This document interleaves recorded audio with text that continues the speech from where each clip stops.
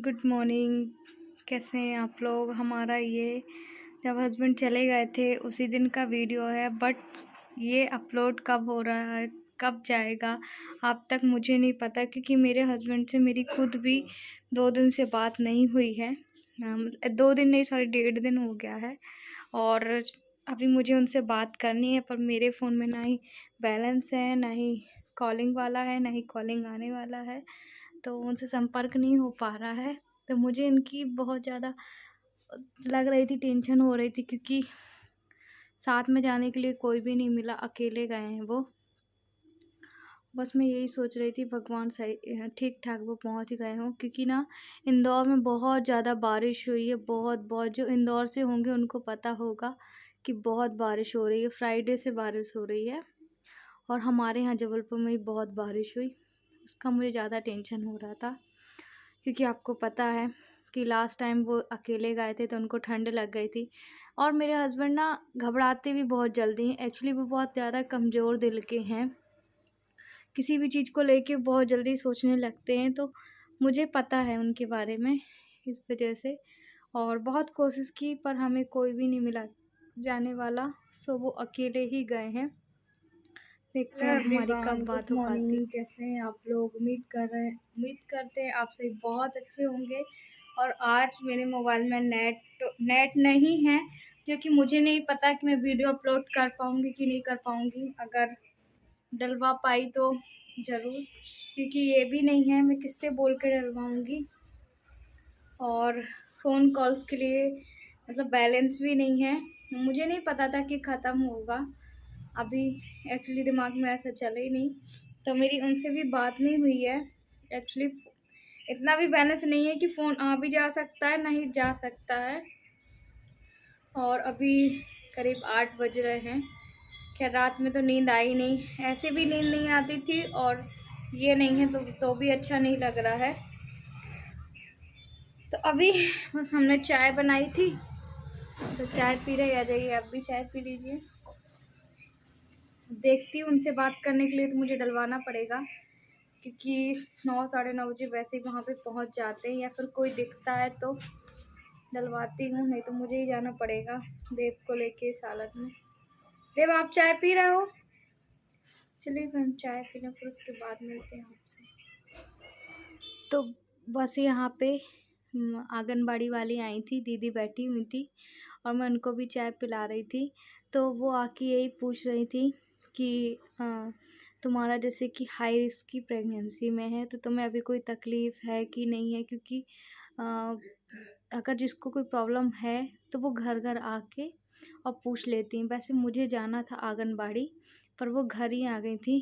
तो मैं उनसे यही बोल रही थी कि अभी तो मुझे ऐसी कोई प्रॉब्लम नहीं है, पर जो मेरा दर्द है वो बना हुआ है।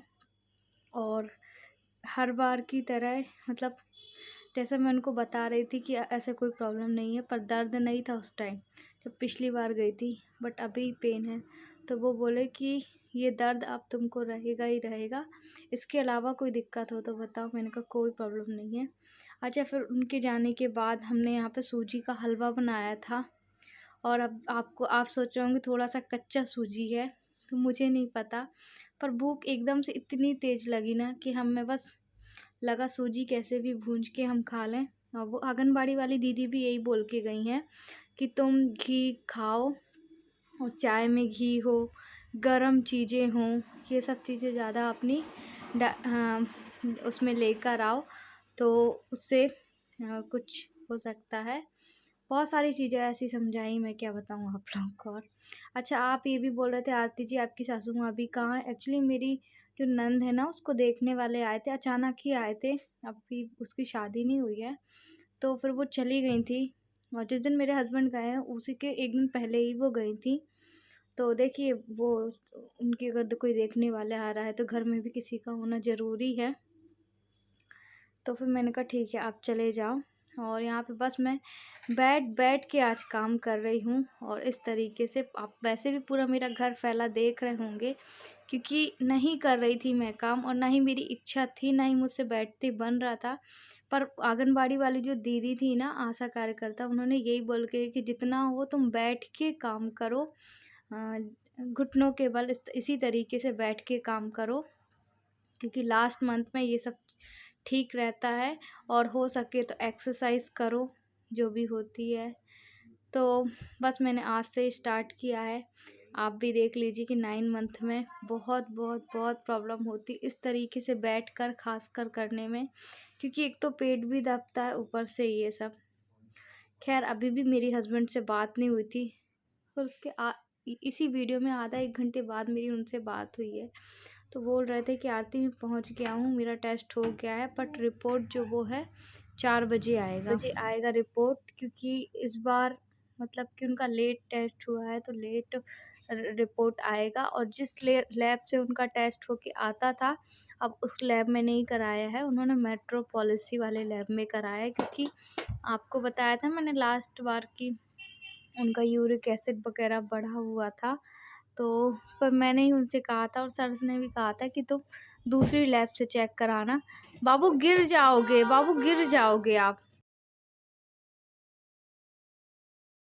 उनका जाना ज़रूरी ही था, मैंने आपको बताया था। और आप लोग समझ सकते हैं कि उनका ट्रांसप्लांट है। मुझसे यहाँ बैठते नहीं बन रहा था। मुझे लग रहा था कि मैं करूँ कि नहीं करूँ, फिर मुझे लगा यार कर लेती हूँ, धीरे-धीरे तो कर ही लेती हूँ। इनफैक्ट जितना होगा उतना कर लूँगी। तो इसी तरीके से मैं कर रही थी। ना ही बेडशीट बिछी थी, ना ही सोफ़े के कवर बिछे थे। और ये देखिए ये रजिस्टर ना वो भूल गए हैं, जो कि इसमें बीपी का, शुगर का, सबका मैनेजमेंट होता है। वो लिखते हैं कितना बढ़ा है, कितना नहीं है, कि ठीक आ रहा कि नहीं ठीक आ रहा। मुझे इसकी भी टेंशन हो रही थी। डॉक्टर इस कॉपी को हर बार देखते हैं। पर होता है ना कि जब दिमाग में बहुत सारी तरह-तरह की बातें चल रही है, तो ये सब हम ध्यान में नहीं रख पाते हैं। सेम ऐसा ही था। और ये वीडियो एडिट मैं पता है कितने दिनों बाद कर रही हूँ। जब मेरी उनसे बात हो गई थी तब मैं कर रही हूँ। जिस टाइम तक मेरी उनसे बात नहीं हुई थी तो मुझे समझ में नहीं आता कि मैं आप लोगों से क्या बातें करूँ, क्या नहीं करूँ। और सोचते तो बहुत बार है कि हम वहीं पे जाके शिफ्ट हो जाएँ, पर ऐसे सोचते बस हैं, पर वही कहते हैं ना, दूसरा देश हो जाएगा, ना ही हमारे वहाँ पे कोई है, तो कैसे रहेंगे, कहाँ रहेंगे, ये सोच-सोच के फिर बैठ जाते हैं। अच्छा फिर मेरी झाड़ू तो लग ही गई थी, और जैसे-तैसे पेट जब दब रहा था तो बहुत तकलीफ़ हो रही थी। और जो बच्चे की मूवमेंट है ना वो बहुत ज़्यादा मुझे समझ में आती है। तो वो कभी-कभी पैर उसके ऊपर हो जाते हैं, कभी पूरा पेट हिलने लगता है, कभी यहाँ हो जाता है, वहाँ हो जाता है। तो मुझसे करते नहीं आ रहा था, तो मैंने कहा शायद उसको कोई प्रॉब्लम ना हो रही हो, तो फिर मैं बैठ के ही लगा रही थी ऐसे घुटनों के बल। बट फिर भी नहीं, फिर थोड़ा बैठ रही थी, फिर थोड़ा कर रही थी।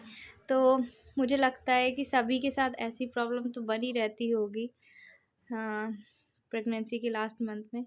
और जैसे-जैसे अब और समय नज़दीक आते जा रहा है। अच्छा दर्द जो मेरा था ना, वो आप सोच रहे होंगे आरती को दर्द क्या हुआ उसका? तो मैं बता दूँ कि दर्द तो था मुझे, पर कहते हैं ना हैबिट पे आ जाता है कि हाँ, अब तो इतना पेन सहना है तो सहना सहना ही है।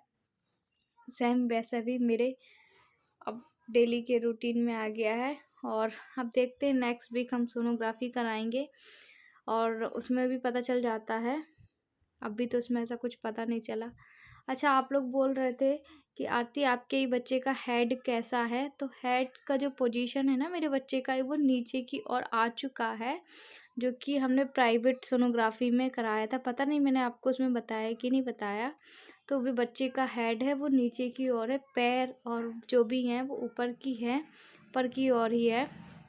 तो इसलिए मुझे डॉक्टर ने अभी वेट करने को कहा है कि अगर तुमको दर्द हो रहा है तो दर्द सहन करो, और जब तक सर्वाइक्स का जो बच्चेदानी का मुंह होता है, जब तक वो नहीं खुलता है तो नहीं होगा। बाकी तुमको लेबर पेन आएंगे, तुम्हारी नॉर्मल डिलीवरी होगी।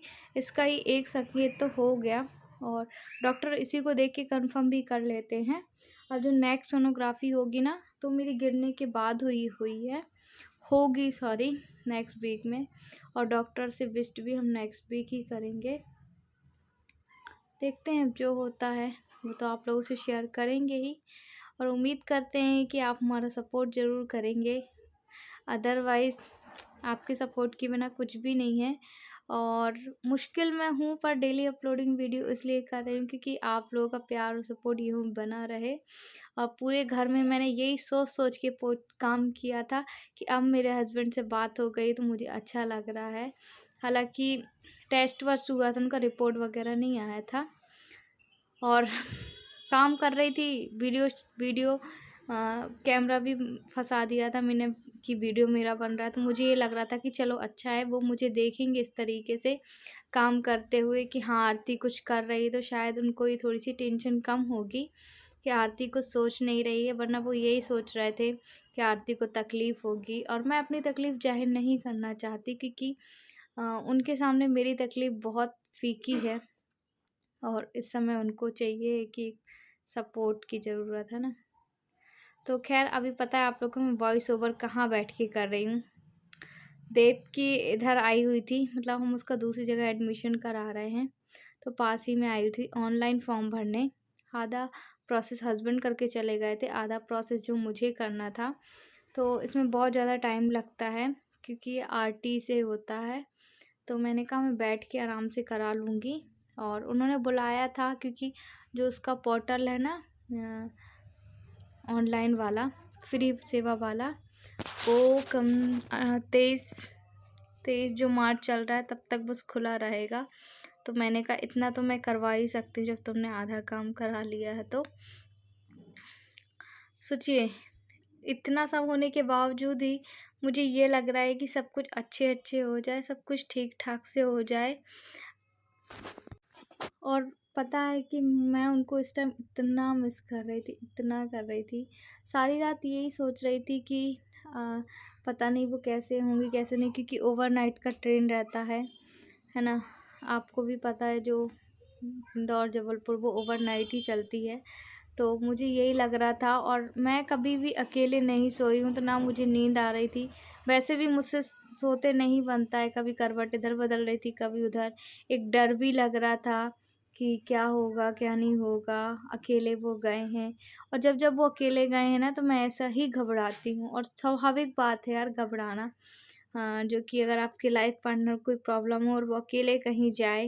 अच्छा, मेरे हस्बैंड ने इतने अभी समझदार भी नहीं कि उनको ये सबकी परख हो कि कहाँ क्या करना है, कहाँ क्या नहीं करना है। तो हालाँकि बात मेरी सोते टाइम भी हो गई थी, अभी दिन में भी हो गई थी। दिन में 1 डेढ़ दिन के बाद उनसे मेरी बात हुई, तो मुझे काफ़ी अच्छा फ़ील हो रहा था। अच्छा, उसके बाद फिर मैंने ये सब काम-वाम करके ना नौ-दुर्गा भी आ रही हैं, तो मैंने कहा चलो हम चूल्हे को लीप ही देते हैं। अब खाना-पीना तो इसमें बनना नहीं है, ना ही बनेगा, क्योंकि अब मेरी हिम्मत नहीं है इसमें खाना-पीना बनाने की। तो मैंने कहा हम गोबर था, नीचे डला हुआ था, तो मैंने इसको लेकर आ गई थी और फिर उसके बाद मैंने कोई भी अपना वीडियो कंटिन्यू नहीं किया था। सो आज का वीडियो हम यहीं पे एंड करते हैं। उम्मीद करते हैं आज का वीडियो आपको अच्छा लगा होगा। अच्छा लगे तो लाइक करना, चैनल में नए हो सब्सक्राइब करना। थोड़ा-थोड़ा करके ना मैं यही सोच रही थी कि ये भी कर लूँगी मैं, वो भी कर लूँगी, तो बैठ-बैठ के थोड़े-थोड़े में मैंने पूरा घर भी क्लीन हो गया और आप लोगों से वीडियो भी शेयर कर दिया। अब रह गया है, तो जो थोड़े बहुत कपड़े रह गए अगर देखेंगे तो होगा तो ठीक है, नहीं तो कोई ज़रूरी नहीं, क्योंकि आप ही बोलते हैं आरती काम तो हमेशा होता रहेगा। अगर तुम्हें कोई प्रॉब्लम हो गई तो दिक्कत हो जाएगी।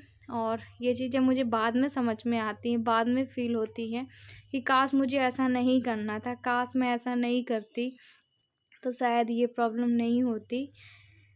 तो आज तो आरती ने बहुत काम कर लिया। काम के लिए 1 लाइक ज़रूर कर देना, क्योंकि प्रेगनेंसी में लास्ट मंथ में इतना काम करना किसी भी लेडी के लिए मुझे नहीं लगता कि प्रेग्नेंट लेडी के लिए आसान होगा।